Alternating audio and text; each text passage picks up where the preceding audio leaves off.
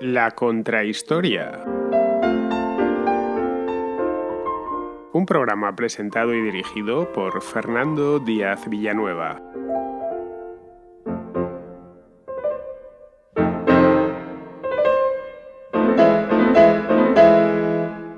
El día 10 de marzo presenté oficialmente mi libro, La Contrahistoria de España, un libro que salió a la venta en septiembre del año pasado en el Ayuntamiento de León. Un lugar estupendo con una gente estupenda que me permitió hablar largo y tendido, tampoco demasiado largo, pero sí muy tendido, sobre este libro que no había traído todavía, La Contrahistoria, a pesar de que La Contrahistoria, este programa que estáis escuchando ahora mismo, se llama como el libro, o mejor dicho, el libro La Contrahistoria de España le tomó prestado el título al programa, al programa que se hace ya, pues que hago ya desde hace casi 6 años. Es un libro que podéis encontrar, por supuesto, en tanto en librerías como naturalmente en versión digital, en Amazon, en su edición Kindle. Se puede encontrar por un precio muy bajo. Ya se sabe que el Kindle siempre es algo más barato. En este caso es bastante más barato que el papel.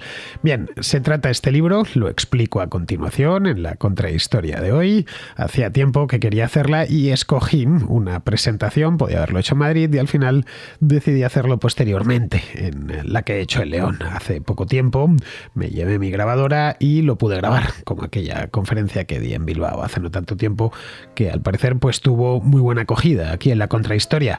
En este caso hablo de historia de España, más concretamente de este libro, partiendo de una serie de preguntas que me hice yo a la hora de ponerme a escribir el libro en cuestión. De esto ha pasado ya año y medio desde que recibí el encargo, y luego posteriormente, pues unos meses más tarde, ya me puse a fondo con la investigación, la escritura propiamente del libro y sobre todo la dilución de un montón de información en conceptos mucho más sencillos, porque La Contrahistoria de España, publicado por la Esfera de los Libros, es un libro de pura divulgación histórica, que arranca en la Edad Media, finales de la Edad Media, concretamente con los reyes católicos, y iba a morir pues hace poco tiempo, al año 1978, que es cuando se aprobó en referéndum la última Constitución española, la del 78, la que sigue en vigor actualmente. Bien, pues de esto mismo y de unas cuantas cosas más abre el León durante esta presentación, que vamos a escuchar ahora como parte fundamental, importantísima, es decir, como contrahistoria monográfica para esta semana.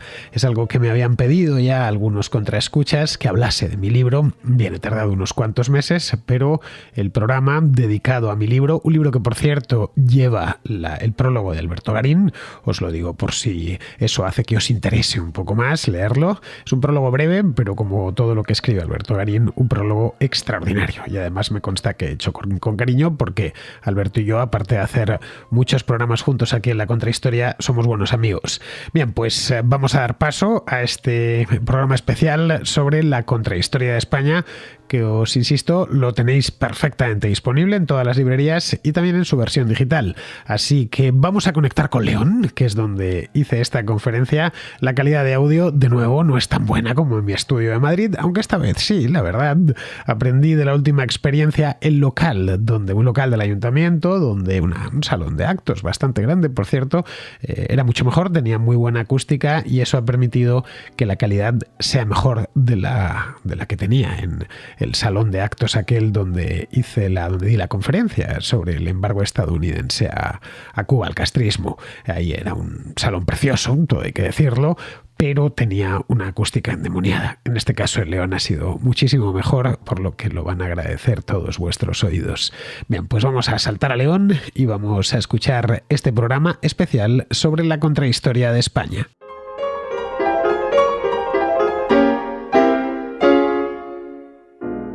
Muchas gracias a todos por haber venido hoy en este Día de Perros, que con los que me seguís bien sabéis que yo le tengo mucho miedo al frío, y me ha recibido León con unas galas lluviosas y especialmente frescas nada más bajarme del tren. Pero aún todavía se podía aguantar la temperatura. Cuando ya me he venido para acá, la cosa caía a plomo, que para algo estamos en León, así que esto dice mucho a favor de vosotros, haber salido de casa en un día como hoy, aunque creo que estáis acostumbrados al frío, porque aquí hace más frío que en Madrid. En fin, muchísimas gracias por haber venido. Para mí es un honor estar en León presentando el libro. Es de hecho la primera presentación que hago fuera de la que hice en Madrid en su momento, cuando el libro salió a la venta hace ya unos meses. Hasta entonces había estado recorriendo España España, pero esencialmente firmando libros. Iba a ferias de libro, estuve en Valencia, en Salamanca hice también algo parecido, una presentación, pero mucho más breve, pero esencialmente lo que hice fue firmar libros. Y esta es la primera vez que me puedo sentar con acompañantes, en este caso de excepción, para que presenten el libro conmigo, lo cual a mí la verdad, es un honor absoluto, y más en una ciudad tan bonita como esta, con una historia tan larga y que ha sido tan fundamental en la historia de España. Presentar un libro de historia de España en León, pues es casi la ciudad idónea, porque lo que entendemos hoy por España, al menos desde el punto de vista político, vio la luz aquí, donde estamos, en esta misma ciudad. La línea de Reyes, un poquito más atrás, ahora que los asturianos no me escuchan, es donde empezó la línea monárquica que ha llevado hasta el momento presente, pero donde se constituye ese reino, que a fin de cuentas, si mañana tuviéramos un rey que se llamase Ordoño, por ejemplo, ahora que estamos aquí en la calle Ordoño II, tomaría el numeral de los reyes de León, no tomaría el numeral de cualquier otro de los reinos. Por lo tanto, es una ciudad importante, muy significada en la historia de España. Bien, cuando a alguien le piden que presente su propio libro, como es mi caso, que me lo han pedido aquí en León, en esencia lo que le están pidiendo es que se haga una entrevista a sí mismo. Entrevistas me han hecho alguna acerca de este libro. Y claro, aquí entrevistarme a mí mismo es un poco más complejo, porque realmente no sabría yo qué preguntarme a mí mismo. Eso sí, me puedo poner en la piel del que lo va a leer, del que se dispone a leerlo, o tiene dudas y no sabe si rascarse el bolsillo, ya sea por Amazon o ahí fuera, que lo están vendiendo, por cierto, y si el libro le va a interesar. Bien, poniéndome en ese caso, las preguntas que yo me haría, y que espero que respondan a muchas que me haríais todos vosotros, en el caso de que pudiésemos preguntar luego, después de la presentación, si me gustaría hablar con vosotros. Lo que más me gusta a mí es hablar con los contraescuchas, como bien sabéis, y por eso tienen un papel tan vigoroso dentro del programa, tanto de la contrahistoria como de la contracrónica. Tenerlos en persona y poderles ver la cara, pues me gusta más todavía. Bien, la primera pregunta que yo me haría si tuviese que entrevistarme, cosa que estoy haciendo ahora en cierta medida, es ¿por qué escribí el libro? Porque escribir libros en principio no es ningún gusto, es una cosa dura, tienes que organizarte, dedicarle muchas horas, horas que podías estar haciendo otra cosa. Nadie escribe por gusto, en una palabra, escribimos para que nos lean. Quizá hay algún escritor romántico por ahí que diga que escribe para él mismo, por lo general mienten. Todos escribimos para que nos lean, de la misma manera que el que compone música para que otro la escuche, ¿no? Y eso es lo que le genera placer, haber creado valor en la otra persona o en las otras personas. Bien, pues lo escribí a pesar de que había jurado y perjurado no volver a escribir un libro en papel. Llegué incluso a publicar un artículo en mi página web hace muchos años diciendo que no volvía a publicar en papel porque las editoriales eran todas unas aprovechadas. Y empecé a publicar solo en Amazon, en ediciones digitales que me publicaba yo mismo, que eran muy prácticas y que además me dejaban dinero. Amazon paga puntualmente y no pone ni una sola pega. Bien, pues lo escribí porque me lo pidió la editorial La Esfera de los Libros, es una editorial importante, de las principales que hay en España, y me llamaron hace cosa de año y medio para hablar conmigo y tantearme a ver si tenía intención de escribir un libro. Les dije que en principio no lo había pensado, pero que si ellos me hacían una oferta desde el punto de vista del contenido que me interesase, pues que quizá me ponía con ello. Lo hablamos un poco y me comentaron que la historia de España siempre está de moda. Nuestro país se lleva muy mal con su propia historia, pero en cambio los libros de historia de España salen por los estantes de las librerías y de las bibliotecas, están por todos los lados. España, como bien sabéis, es un tema en sí mismo para los españoles. Tenemos una relación tormentosa con nosotros mismos, con nuestra propia historia, pero a pesar de ello no queremos más que estar debatiendo sobre nosotros mismos. Hay cierto solipsismo español desde hace ya tranquilamente 2 siglos, y esto, claro, yo no lo puedo cambiar, como es lógico. Todo lo más que puedo hacer es escribir sobre eso mismo, de la manera en la que yo lo sé hacer. Yo soy divulgador, yo no soy historiador, estudié historia en la universidad, pero salí corriendo de allí, vamos, que me dediqué al periodismo porque no quería ser profesor el resto de mi vida. Y lo que sí me gusta es transmitir lo que sé, lo que yo he aprendido, masticarlo, digerirlo, y una vez regurgitado, pues que otros puedan aprender lo que sé. La contrahistoria, si la escucháis, el programa, vamos, es esencialmente eso. Es un programa donde yo me estudio un tema y se lo explico a los oyentes. Al principio, cuando Cuando comencé a hacerlo hace 6 años no pensé que tuviese tanta audiencia, pero pronto vi que efectivamente había mucha gente deseosa de aprender la historia de esta manera. Al final, pues no sé ni cuántos programas llevo, pero tranquilamente 350, una cosa así, que he tratado todos los temas posibles, a solas o en compañía de otros. El otro suele ser Alberto Garín, que me gustaría tenerle aquí porque además es el prologuista del libro, y Alberto y yo tratamos los temas más variados, lo hacemos a 2 voces y la verdad es que nos salen unas contrahistorias, está mal que yo lo diga, pero es que nos salen unas contrahistorias que están muy bien, que a mí me parecen muy interesantes. Las que hago yo solo, esas no me las vuelvo a escuchar, pero las de Alberto sí, porque algunas nos han salido estupendas, como estas de la Revolución Francesa, que hicimos hace solo un mes y medio, vamos, estuvimos haciéndolas durante el mes de enero.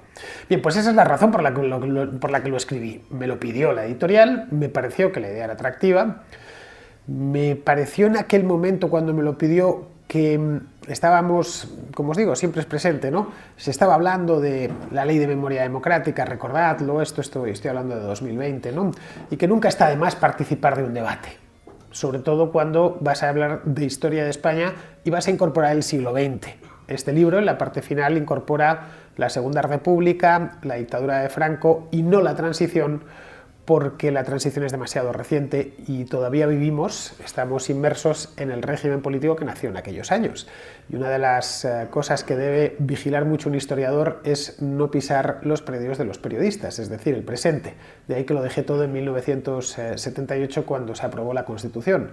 Además, yo nací en los años 70 y recuerdo los años 80, los 90 por supuesto, vamos, que no me parece bien ponerme a contar lo que yo he vivido, porque probablemente no sea todo no diré imparcial, que la imparcialidad no existe, pero sí existe la honestidad a la hora de contar las cosas. Lo que no he vivido, que no me ha afectado personalmente, que no lo he visto con mis propios ojos, el franquismo no lo vi, y por lo tanto lo puedo estudiar de una manera mucho más desapasionada y leer sobre él de una manera desapasionada. Con el sistema actual, pues evidentemente no es así, porque es el periodo de la historia de España que me está tocando vivir a mí.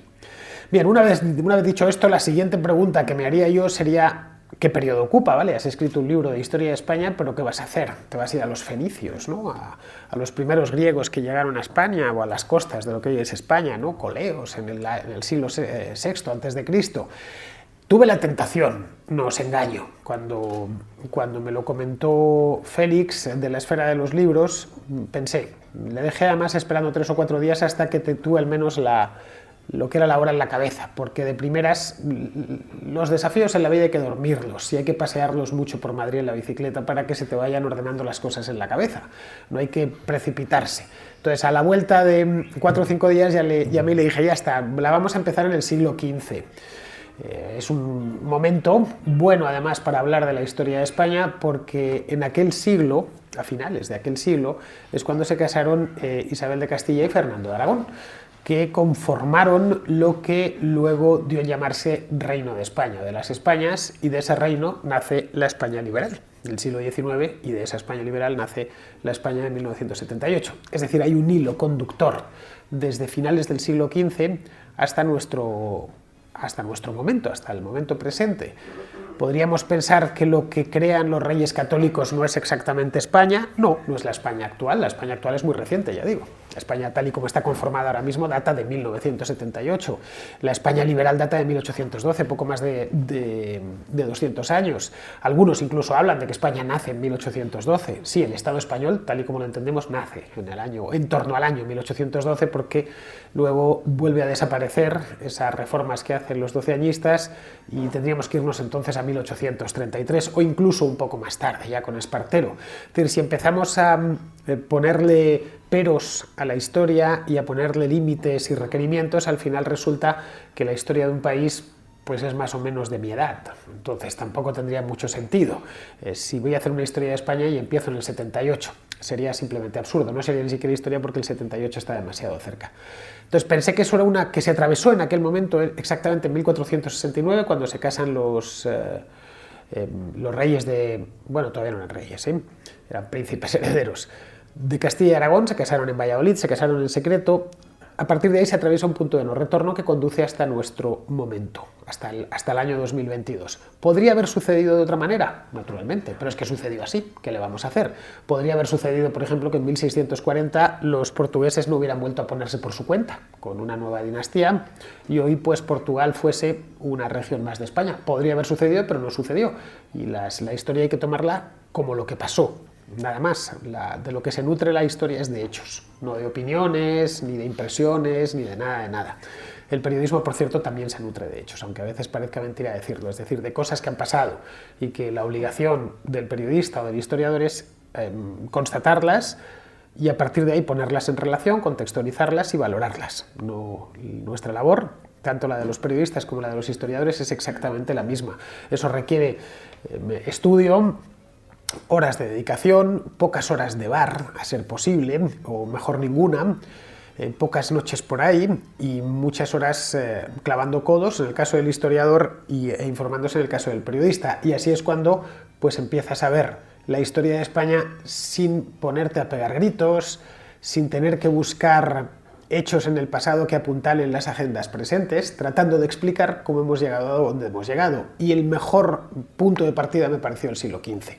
Lo que sí hice fue incorporar 3 capítulos para los lectores, como está concebido para lectores que no saben historia, bueno, tienen ideas generales, pero que no parto de la idea de que el lector no es un experto, ni mucho menos en historia de España. Lo que hice fueron 3 capítulos donde se explica de dónde venían esos reinos, el de Castilla y León y luego el de Aragón, por otro lado, y uno más del de Navarra. Cómo son esos tres reinos medievales, cómo han pasado la Edad Media, ¿no? Desde su aparición a raíz de la invasión musulmana en el año 711, son 3 capítulos breves que permiten ya entender lo que sucede a partir de finales del siglo XV. Bien, este periodo de 5 siglos más o menos exactos, hace no mucho se celebró el quinto centenario, es un periodo de la historia francamente entretenido. De la historia universal estoy hablando. Si tuviéramos que escoger historias nacionales, por ejemplo, en Europa, la historia de Francia, la historia de Italia, la historia de Alemania, la historia de España es una de las más entretenidas que hay, porque tiene muchísimo trajín de todo tipo. Y porque en la misma época en la que Isabel y Fernando se casaron en Valladolid y luego se convirtieron, ambos heredaron sus respectivos reinos, unos años más tarde, Isabel en 1474 y Fernando en 1479, la historia como que se aceleró. Pasaron muchas cosas en muy poco tiempo. Y una de esas cosas que sucedió, bueno, consiguieron conquistar el último emirato musulmán que quedaba en la península, pero sucedió algo ese mismo año, el año 1942, y es que unos castellanos, al mando de un genovés, se adentraron en el Océano Atlántico sin saber muy bien dónde iban. El genovés estaba convencido, pero no había hecho bien los cálculos y él pensaba que iba a la India, es decir, al continente asiático, vamos, no sabía que estaba América ahí. Pero desde luego los tripulantes no tenían mucha idea de dónde iban y se dieron de bruces con un continente nuevo. Un continente nuevo que a partir de ese momento modeló la historia de España, hasta el momento presente. A veces pensamos, no, esto es pasado, ¿no? Esto sucedió en tiempos de los virreinatos, las conquistas, etc. Y en 1820 o 1825 España y América se divorcian. No se han divorciado nunca. En aquel momento se divorciaron políticamente, pero culturalmente no están divorciadas, lingüísticamente tampoco. De ahí que lo que pase en la América hispana nos pille tan de cerca. No es casual que cuando discutimos aquí sobre Cuba o sobre Venezuela, nos sacamos los ojos entre nosotros, porque lo sentimos como si estuviera sucediendo en la propia España. Esto es algo que a otros europeos les llama la atención. Es que acalorados discutís en España por Venezuela con lo lejos que está. Ya, pero es que no está tan lejos desde el punto de vista cultural. De hecho, está muy cerca, cerquísima. Tanto que nos sentimos impelidos a tomar posición con respecto a lo que sucede allí. Y todo eso es fruto de la historia. Hace no mucho, un par de años, hubo un golpe de Estado en Birmania. Yo lo llevé en la Contracrónica, hice un programa sobre el tema. Bien, a la mayor parte de mis paisanos, es decir, a todos vosotros, el golpe de Estado de Birmania os pudo interesar por aquello de saber lo que sucede en el mundo, pero no os visteis obligados a tomar partido, os entró por un oído y os salió por el otro. En cambio, salen unos cubanos a protestar en la calle, o los peronistas ganan en Argentina, o hay elecciones en Chile que están muy reñidas, o ganan las elecciones de Perú un tipo que lleva un sombrero y viaja y va en caballo y tal, y nos sentimos de nuevo como que nos toca en algo. Claro, es que nos toca en algo. Bien, todo eso nace en esta misma época, en los siglos XVI y XVII, especialmente en el siglo XVI, que es cuando se conquista y más que se coloniza, que parcialmente, claro, se colonizó, fueron muchos españoles allá a colonizar aquello, mediante lo que no hicieron fue montar colonias al estilo anglosajón. Crearon virreinatos que eran una extensión de la propia España, nada más. Tenían su real audiencia, sus cabildos, como existían ya en la propia España. Los virreinatos también habían en la España peninsular. Aragón tenía su virrey, bueno, hasta en Nápoles había un virrey, era una manera de organizarse típicamente española. Lo que hace, por ejemplo, Cortés en el año 1520, cuando llega a Veracruz, es funda una ciudad castellana, la ciudad de Veracruz, que le permite separarse del gobernador Velázquez, que está en Cuba. Y manda, de hecho, un bergantín a España para informar al rey de que, a la reina, mejor dicho, a la reina Juana, de que él ya no está sometido, que es un castellano y por lo tanto es un hombre libre y puede perfectamente fundar una ciudad en el Nuevo Mundo, que le han elegido sus hombres. Se está aplicando derecho 100% de español, vamos, castellano de la época. No es casual que Cortés hubiese estudiado en Salamanca, no fue un gran estudiante, pero sí aprendió lo que tenía que aprender. No era como luego posteriormente se ha vendido un analfabeto, un bárbaro, sediento de sangre, ¿no? Los conquistadores hubo un poco de todo, pero hubo gente muy bien preparada, culturalmente estoy hablando, y en todos los casos fueron francamente valientes. Cometieron algunas atrocidades, las propias de la época. Esto lo habréis oído muchas veces, ¿no? Es que mataron gente. Bueno, los europeos se mataban en aquel entonces por puro gusto.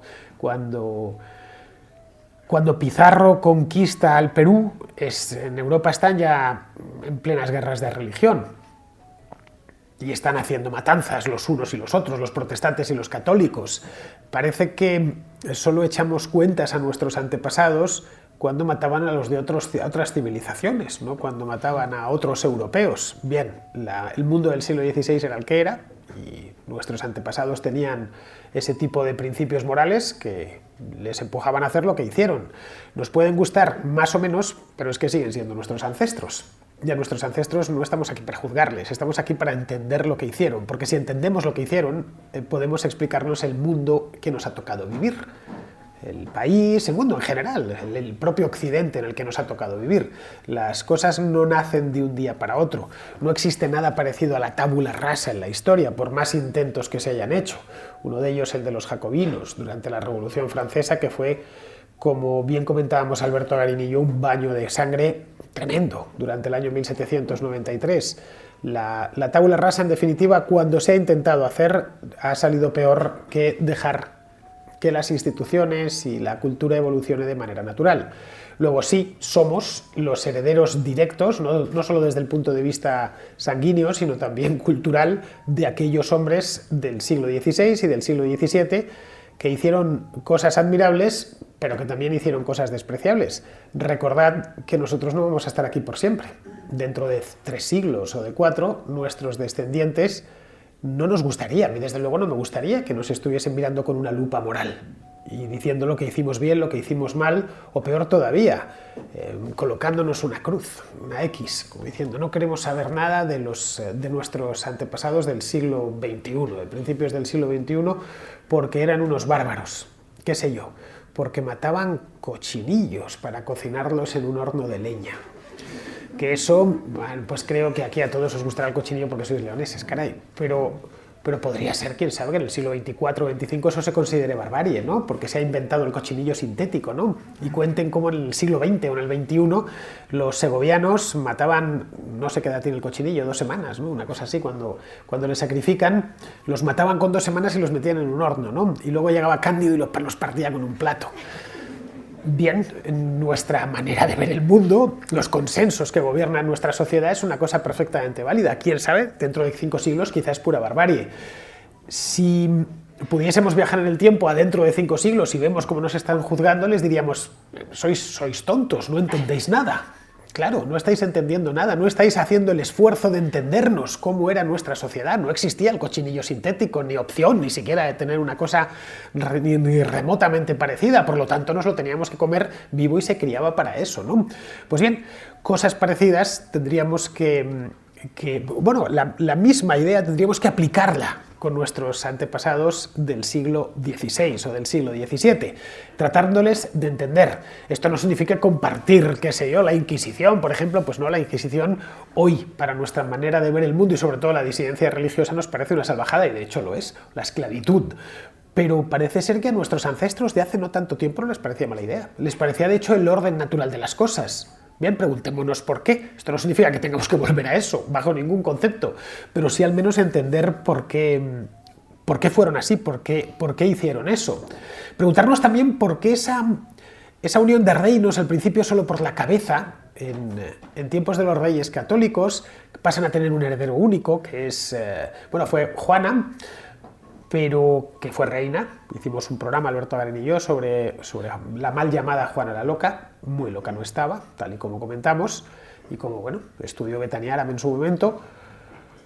Primero Juana y después el hijo de Juana, es decir, Carlos I, que además se emparenta con una serie de familias, especialmente los Habsburgo, de familias europeas de Centro Europa, que unen los intereses de la familia Habsburgo a los intereses de los reinos de España durante 200 años. Bien, ¿por qué eso se mantuvo?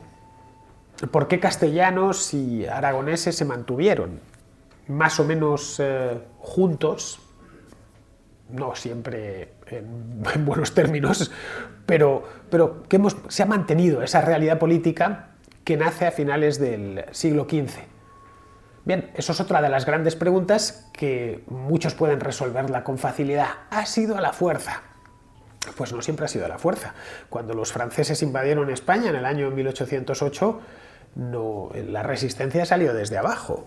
El rey, de hecho, estaba jugando al billar, Fernando VII, como el granuja que era, jugando al billar en un palacio en Francia, en el Palacio de Valensay. Fueron los propios españoles los que quisieron sacar al invasor y dotarse de un nuevo, o al menos una parte de esos españoles. Ahí aparece ya una guerra civil entre españoles que dura más de un siglo, ¿no? Durante la Guerra de la Independencia. Bien, pero se ha mantenido hasta el momento presente. Es de nuevo una pregunta que merece la pena hacerse y respondérsela honestamente, y no con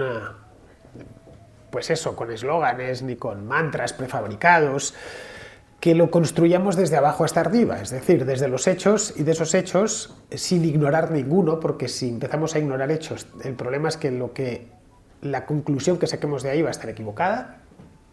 Eso es lo que hace, por ejemplo, pues el historiador tramposo, ¿no? Que quiere apuntalar una tesis. Voy a ignorar esto, esto y esto, porque no va con la tesis que yo quiero apuntalar para el momento presente, la historia que estoy haciendo para los políticos de este momento. Eso se ha hecho siempre. Politizar la historia se hace desde los orígenes de la misma historia.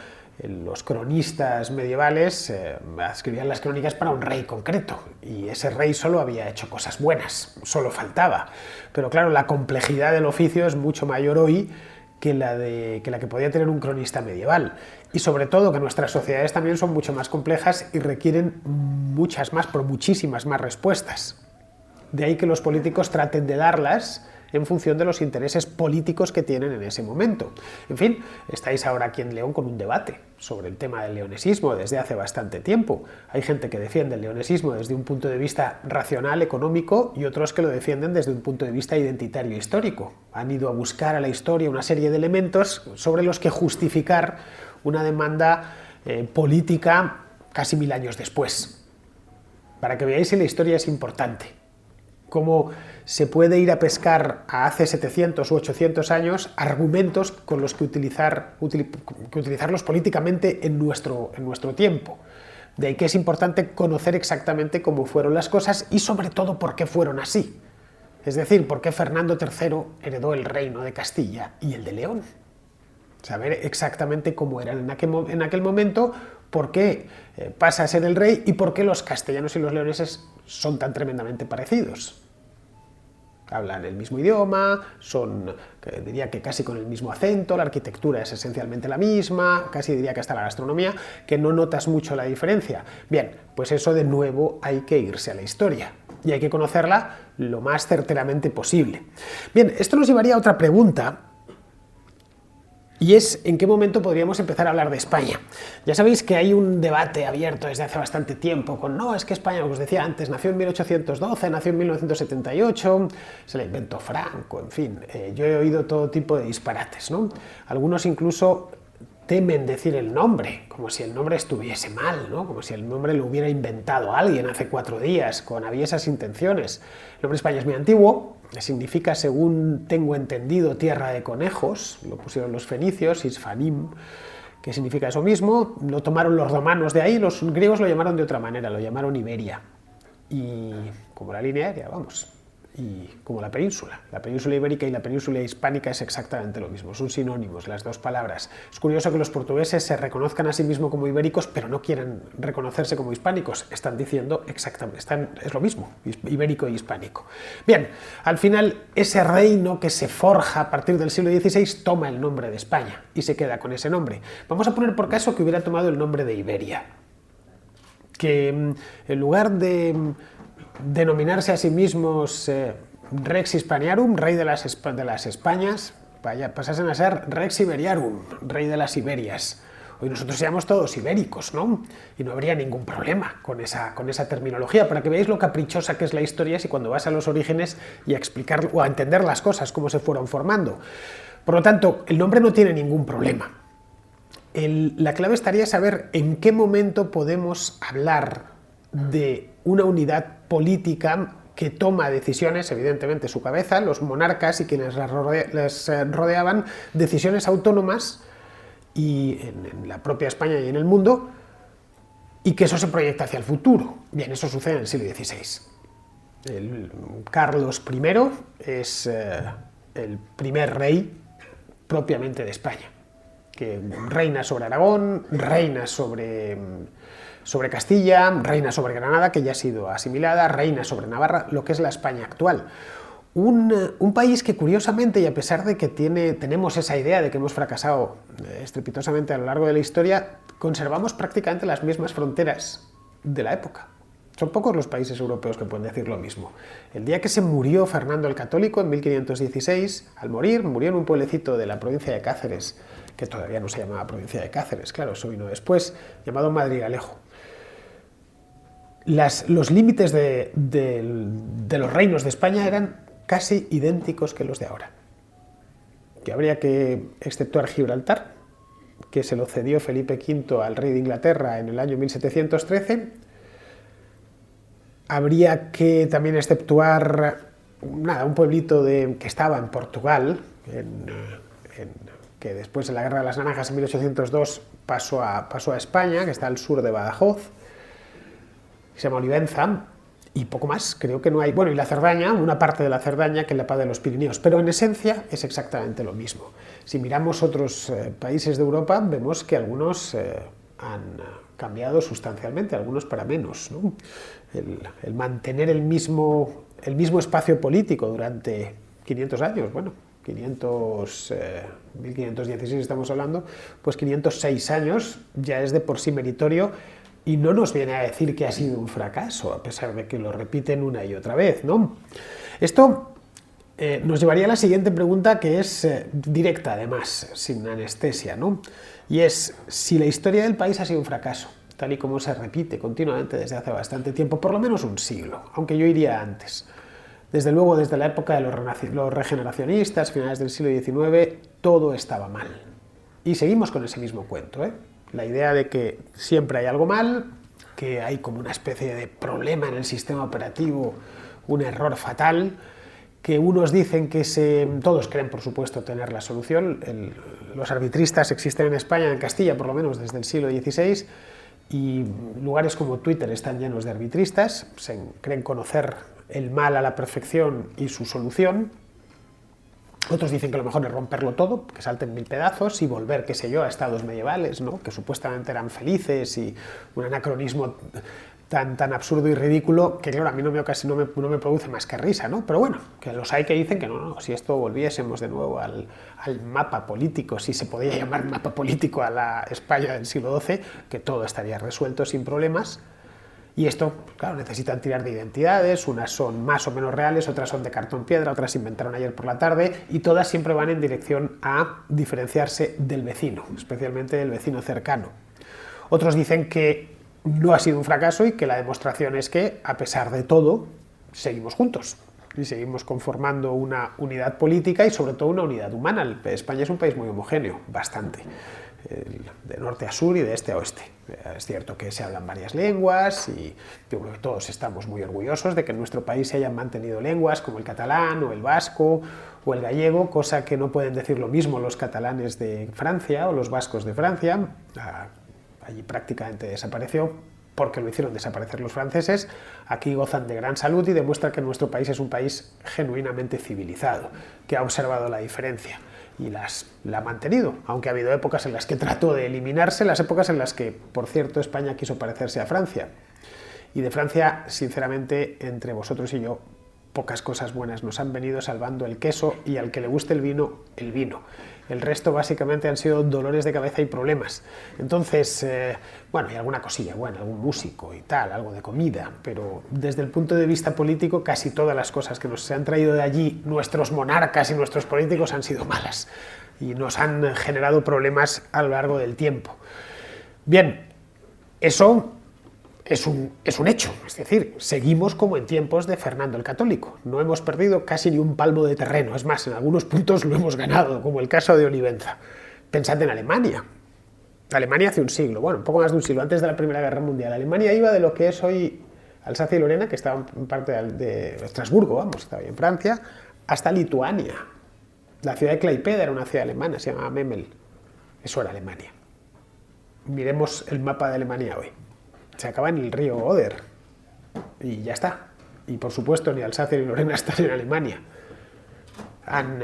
Organizaron 2 guerras mundiales, las provocaron y las perdieron, quedando el país, después de la segunda, completamente devastado.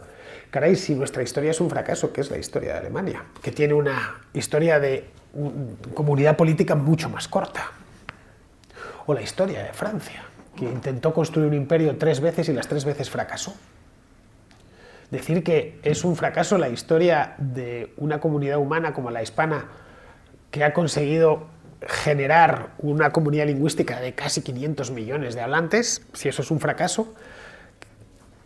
En fin, los estonios o los lituanos, claro. Vamos, os estoy dando simplemente una serie de datos que yo me preguntaba y que me llevo preguntando cada vez que oigo hablar de que todo ha sido un fracaso y todo ha estado mal. Generalmente los que dicen eso creen tener la solución. Lo que vienen a decir es que ellos conocen la solución y que si les votamos a ellos o si les entregamos el poder, ellos saben exactamente qué es lo que hay que hacer para resolver ese problema, ese fracaso, y que a partir de ahí ya, nada, pues traemos la Tercera República y con eso estará todo solucionado. O, como los carlistas en el siglo XIX, si volviésemos de nuevo a la monarquía tradicional, que tenía de tradicional un siglo, porque lo que querían era poner a un Borbón que era un poquito más conservador que el que había, tampoco, ni siquiera querían volver a la monarquía de los Habsburgo.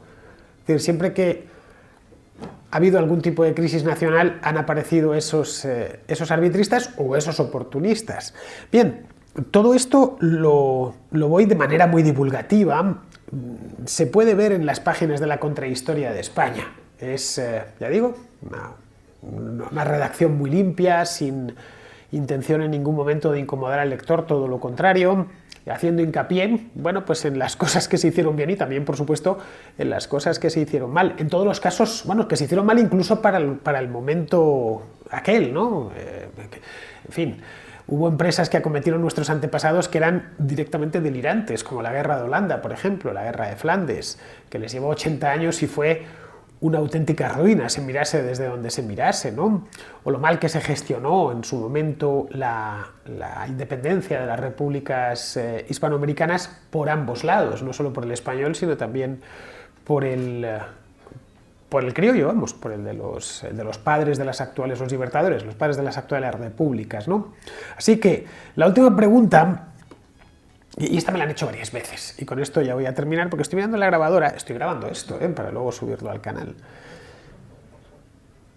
La última pregunta que yo me haría y que me han hecho en alguna ocasión es si este, que lleva el nombre de España, como veis, bastante grande, es un libro en defensa de España. Bien, a mí no me gusta la visión de España como un cuerpo místico. España esencialmente somos los españoles, no hay más. Luego hay además una cosa que se llama Estado español, pero si el Estado español desapareciese, los españoles seguiríamos existiendo. Y no hay que darle más vueltas. Si mañana, qué sé yo, nos invadiese una potencia extranjera y eliminase por completo el Estado español, los españoles seguiríamos existiendo como los polacos existieron durante el siglo XIX, entre las particiones de Polonia y la paz de Versalles. Seguía habiendo polacos, aunque estuviesen unos en Austria y otros en Rusia y otros en Prusia, ¿no? Es decir,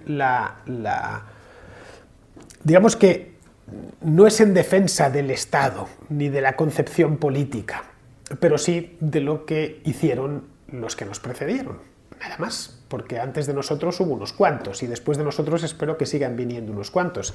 Nos ha tocado ser españoles en un periodo de tiempo mucho más corto de lo que nos gustaría. Esa es la realidad. Bien, es una mirada hacia atrás, una mirada hacia el pasado, buscando entender por qué lo hicieron, sin proyectarlo hacia el futuro, porque no tenemos ni idea de lo que va a pasar a partir de aquí. Es decir, sí podemos tener claro pues, que fenómenos culturales como el de la hispanidad tienen futuro porque los países hispanos de América crecen, por lo menos desde el punto de vista demográfico, con fuerza, ¿no? Y es una cultura muy viva que, bueno, se puede ver en las canciones que más se venden y más se bailan, sobre todo, las publicaciones de los libros, en fin, que hemos tenido la inmensa fortuna de nacer insertos en el seno de una civilización global, como es la hispana, que tenemos, nos dicen, ¿por qué los españoles habláis tan mal inglés? Porque no necesitamos aprenderlo.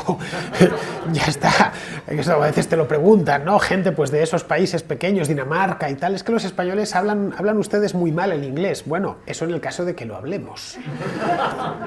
Pero claro, es que tú hablas danés, que lo hablan 5 millones de personas. Yo lo tengo todo en mi idioma, lo tenemos todo en nuestro idioma y eso es gracias a que, bueno, pues a que hubo otros en el pasado que decidieron dar, por ejemplo, la vuelta al mundo. O establecerse en el altiplano andino o en Centroamérica, o llegar hasta las Filipinas. Es decir, todas esas, lo que tenemos ahora mismo, nada de lo que tenemos ahora mismo se puede explicar sin lo que sucedió antes. De lo que trato aquí es de explicarlo de una manera sencilla, lo más amena posible, y que cuando el lector termina un capítulo, pues le entran ganas de leer el siguiente, que no le cueste horrores. Lo digo por experiencia propia. A veces me sucede que me pongo a leer un libro, termino el primer capítulo y parece que he terminado de subir el Angliru. Bueno, voy a hacer un descansito y no sé si me pondré con el siguiente puerto. Bueno, pues en este caso son todo puertos suavecitos. Bueno, de hecho yo procuro que sean cuestas abajo, para que apetezca tirarse por la siguiente. Los que seguís la contrahistoria no va a tener problemas. Hay gente que lo ha estado, como lleva ya unos meses a la venta, me ha dicho, no, es que leyéndolo me parecía estar escuchándote, Fernando. Bueno, pues en este caso os gustará seguro. Los que habéis leído alguna de las cosas que he escrito antes, pues ya sabéis cuál es mi estilo y mi manera de contar las cosas. Este tiene un estilo algo más depurado que libros que escribí hace 15 años, una cosa así, porque con el tiempo se mejora, sobre todo mejoras el estilo.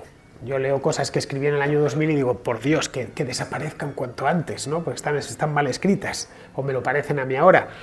Pero como está escrito ahora, pues ya está hecho con todo lo que he ido aprendiendo a lo largo de los últimos 20 años, a la hora de escribir, de redactar, de adjetivar, etcétera, ¿no? Vamos, creo que de los textos, por lo menos en papel, que tengo, es del que mejor me ha salido. También es verdad que es el último. El próximo, que saldrá en breve, no lo hago yo solo, lo hago con Alberto Garín, es sobre la Reforma Protestante del siglo XVI, es un libro dialogado entre él y yo. Ese creo que nos ha salido todavía mejor que este. Pero bueno, ese cuando saldrá creo que ya para de cara al verano, pues a ver si tenemos la suerte y lo venimos a presentar aquí pues, con Alberto Garín, que como bien sabéis es gran leonesista. Le gusta mucho venir a Bavia, él vive de hecho en Segovia, y cuando le dije hace 2 días que me venía para aquí me dijo, caray, qué suerte tienes, con lo que me gustaría ir a León. Él a diferencia de mí no tiene problema con los fríos, de hecho le gustan. Así que para el próximo libro nos gustaría volver por aquí y contároslo porque ese sí que tiene mucha chicha, bastante más de la que en principio pueda parecer. Bien, pues muchísimas gracias. Me gustaría que pues, me hicieseis preguntas o compartieseis vuestras reflexiones conmigo, porque me nutro, como bien sabéis los contraescuchas, me nutro muchísimo de lo que de vosotros, es decir, de los que estáis al otro lado del micrófono. Así que nada, si os parece bien, pasamos ya a esa parte de ruegos, preguntas y reflexiones.